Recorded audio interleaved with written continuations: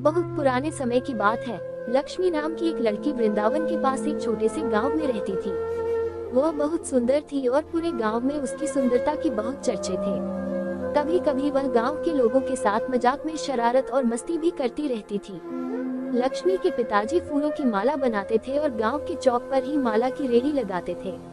वैसे उनकी फूलों की मालाएं ज्यादा शादी ब्याह में बिकती थी। लक्ष्मी भी अपने पिता के काम में उनकी सहायता करती। कहीं पर शादी ब्याह होती थी तो लक्ष्मी ही वहां फूल माला पहुंचा कर आती थी और शादी में भी खूब मस्ती करके आती थी। लक्ष्मी के पिताजी उसे खूब समझाते थे कि बेटी तू अब बड़ी हो गई है और तू बाहर किसी से भी इतनी हंसी मजाक न किया कर। तभी लक्ष्मी कहती है, मुझे इस गांव से और अपने इस गांव वालों से बहुत प्रेम है, इसलिए मुझे सबसे हंसी मजाक करके बहुत अच्छा लगता है। ये कहकर वह फिर से बाहर चली जाती है। तभी लक्ष्मी के माता पिता आपस में बात करते हैं कि लक्ष्मी बड़ी तो हो गई लेकिन उसके अंदर अभी भी बचपना ही है। वैसे अब लक्ष्मी 19 साल की हो चुकी थी और ये अब शादी के रिश्ते आना भी शुरू हो गए थे।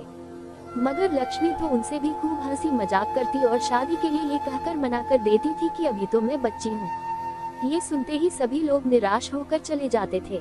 एक दिन लक्ष्मी को दूसरे गाँव में फूल माला लेकर जाना था, क्योंकि वहाँ पर एक बड़ी शादी थी। लक्ष्मी अपनी एक सहेली को लेकर उस शादी में फूल माला लेकर पहुँच गई। जैसे ही वह फूल माला लेकर उस बड़े वाले शादी घर में घुसी, वैसे ही सामने से एक सूरज नाम का लड़का बड़ी ही तेजी से लक्ष्मी की ओर आ रहा था।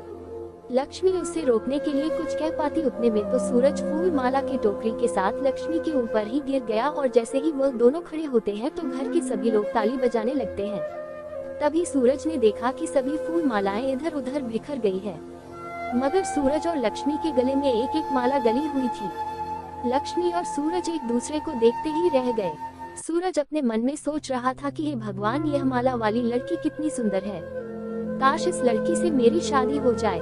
उधर लक्ष्मी तो अपना दिल ही सूरज के आगे हार चुकी थी। तभी सूरज लक्ष्मी से कहता है, मुझे माफ कर देना, तुम्हें कहीं लगी तो नहीं। लक्ष्मी अपने गर्दन को हिलाते हुए कहती है, नहीं। तभी सूरज की माँ वहाँ आ जाती है और उन्हें देखकर वह सब समझ जाती है।